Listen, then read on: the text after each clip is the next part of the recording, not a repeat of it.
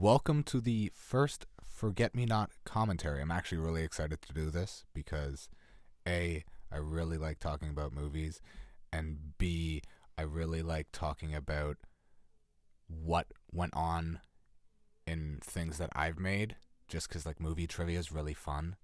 Be like, oh, well, like this was actually supposed to be this. And slowly we're going to completely tear apart this film.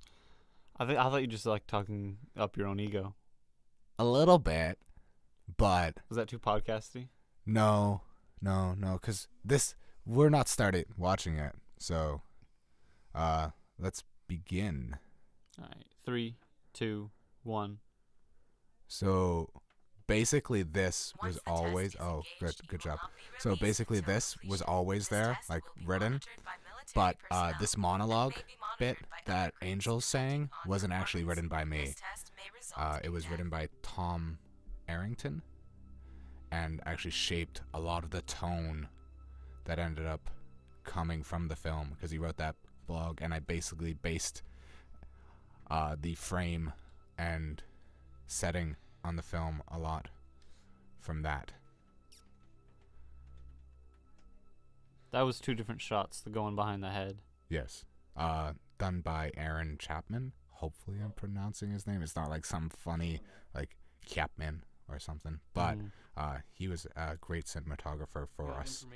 So this whole concept actually came about because I was talking with some friends, and they brought up this idea. You have an hour with yourself, and you can do anything with them. What would you do? And they're like, fight or fuck it. And I'm like, no, that's really weird. I would talk to them. What do you... I would fuck it. Oh. So I would talk to them because I feel like you could get deeper into yourself, and with them having the fact that they're going to die soon, it completely changes their mindset of what is going on, and you could maybe achieve a better life after that. But it took a while to get to the final. You keep smiling. I don't. What? It's just, you said get deeper into yourself, and I'm just like, oh, you'd fuck it. All right. Fuck off. We need to restart. We don't need to restart. It's good. It's a fun commentary. It's us talking about the film. We're all good. So, the code part didn't come in until about the 3rd draft, because the first 2 drafts, they finish really quick, and there was no momentum. I couldn't get anywhere. I felt like I was just kind of petering around, talking, and there was no structure to it. So we threw in the code, and that helped a lot. See, he's so excited about that code right there. That was the head moving. That was actually I reversed. played in reverse. Yes, that was also me. And basically all the wide shots, the master shot is Richard. It is cut down, and we relatively just 2 takes. Yeah, really. Basically. Yeah. We didn't do. I think we only did 2 takes of the masters. Like we would do a chunk of it, and then do it again sometimes. But that shot where he comes down face to face, that took a while to get right. Like I think probably a full day almost of editing trying to fix that. Yeah. Because I could not figure out how to remove the line because the lighting was really different. Luckily, YouTube is a fantastic thing. Great tutorial site. Yes, it was very, very helpful. All the color correction was done by Aaron, and originally it almost went with a blue tinge, but he realized that it was too sci-fi and wasn't quite working out, so he went with this red feeling, and I think it was a really good choice, especially with the Paradise Lost, Heaven, Hell references that come up a lot. The warm tones definitely fitted a lot better than cold ones. Funny thing is, I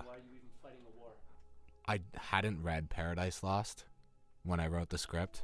Yeah, you told me. Yeah, I know that, but I didn't tell the people who are watching and listening to the commentary. And you like looked up you just looked up random quotes. I legit just searched Paradise Lost quotes, went through them like that one sounds nice and sort of fits, and just threw it in, just for flavor.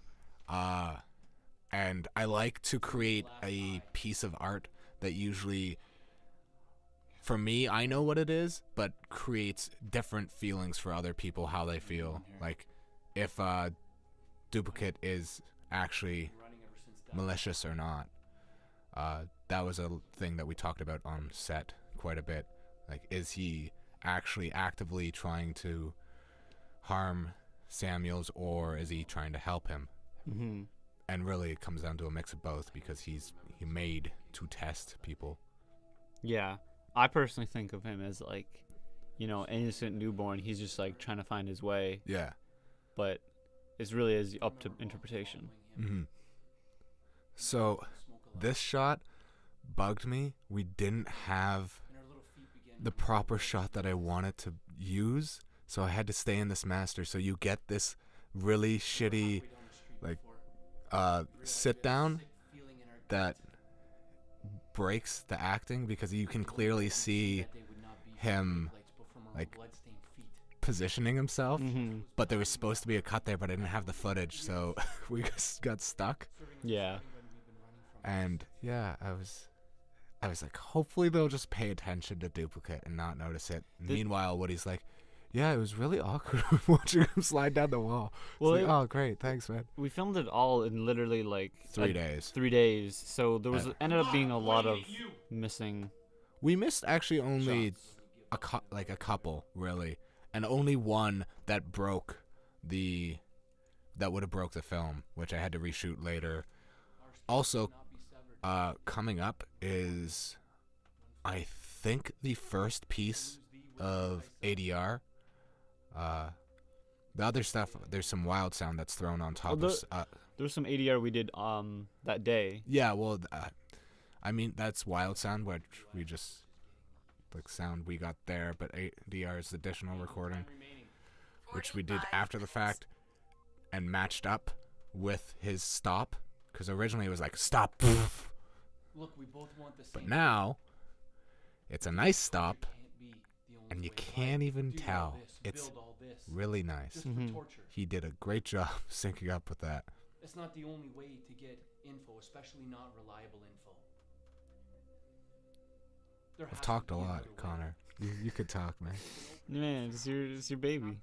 That was an ADR. It was hard to get the Duplicate tome. Again, Samuel's was easy to get, but Duplicate, it was really hard to try and get to that tone, and we still didn't quite nail it, but it was what we needed to. Well, because he's off frame, it works. Yeah.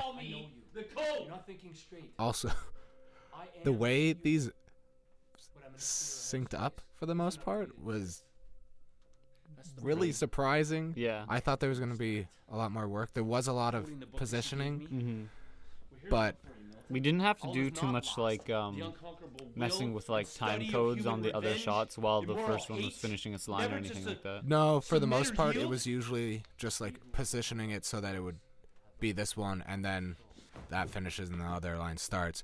There's a couple times where I had to mess with the time code. Right here. Yes, that is. And it's also, I just tapped the mic, but this is also a reshoot right there. The gun on the ground.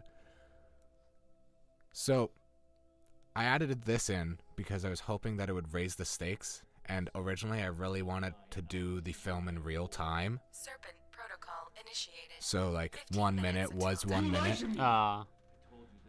So I wanted the idea that were we going to do an hour? Then we cut down and cheat and do 15 minutes. But we didn't actually do real time. No. But I feel the way it goes, it does feel, oh, there is you, Connor. It does feel like it's sort of real time. you can notice because if you look real close, you don't see a tattoo on his arm, which I thought was going to be a bigger problem, but wasn't. I'll pop up one more time. By the way, the score, Doug did like a fantastic job getting this like sort of old school sci-fi eeriness throughout the film. I love this part a lot when they're starting to bond. Yeah, so this actually has had a lot of good reviews by the people who have read the script, because this hasn't been seen yet. Warren the Warman. But they felt that it was really true and heartfelt, and that's because it's based on a lot of my own experience with my dad. I was a big wrestling fan as a kid, and he was a big wrestling fan. So like it's all 100% just like my own feeling and love of wrestling. So you're Warren the Warman. Basically, I take a lot from myself and usually put it into my scripts that way. Also, way back, he mentioned the book that she gave me. Yeah. And I left that open because I didn't want to name anything. But in my head, Warren was like, he's religious. Yes. And he likes poetry, and he goes to like poetry things. Wait, there's my shins or back of shins. Beautiful shins, Connor.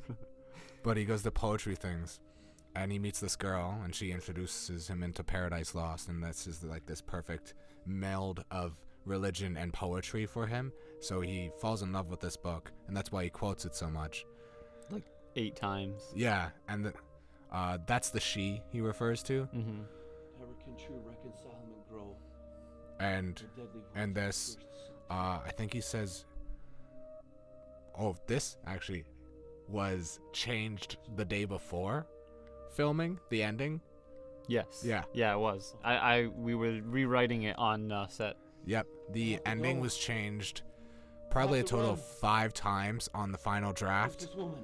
It had a whole bunch of text, and then I cut down the text. I had him shooting himself at the end at once. I had him trying to shoot himself and not being able to, trying to steal the Mist's ending. Eventually, we came to this because we didn't have anybody to double for him for like full-on body size. That wouldn't cause a problem, so we had to like change the blocking all up, and we ended up coming with this scene, and I think it worked for the most part, especially with the music, like that just comes in and gives it this really intense feeling. Well, again, Doug was really good at changing the music to the feeling of the scene.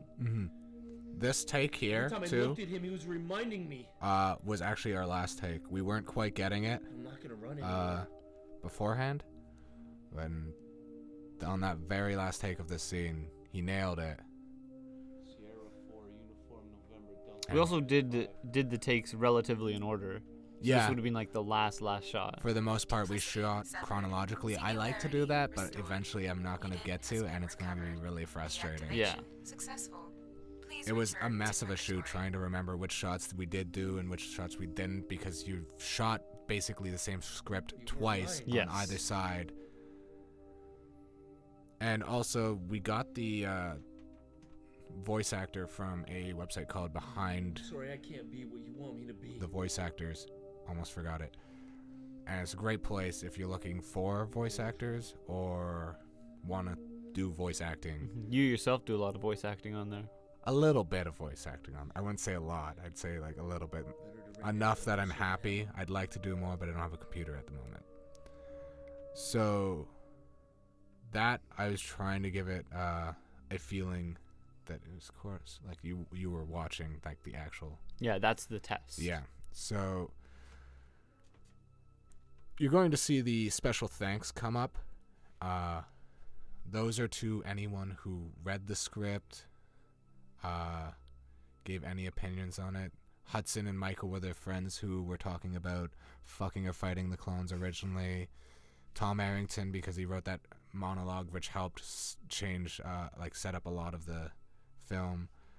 So yeah, that was fun. I feel like there's probably a lot we missed because I was sort of watching it. Yeah. And doing a lot of talking. Well, hopefully, in a podcast that's coming out today. Well, I mean, Wednesday, March 2nd. Yeah. We're going to be interviewed by our friend Woodman. And so hopefully some of those questions might be answered. Yes, yeah. There's going to be a lot of Forget-Me-Not stuff coming out. Yes. So thanks for listening. Yeah, and we hope you enjoyed the film. Oh, if you have questions and want to know more, either check out the podcast or leave a comment in the below, and I might be able to answer them more thoroughly. Connor might be able to too. Yeah. Oh, also we forgot to mention, we changed you from production assistant to producer. The credits originally said production assistant, and then I was like, "Yo, yeah," because he did far more. I ended up doing like a ton. Yeah, and provided the editing suite for me. So yes, like, really, thank you for being a part of the film, and thank you all for watching and listening.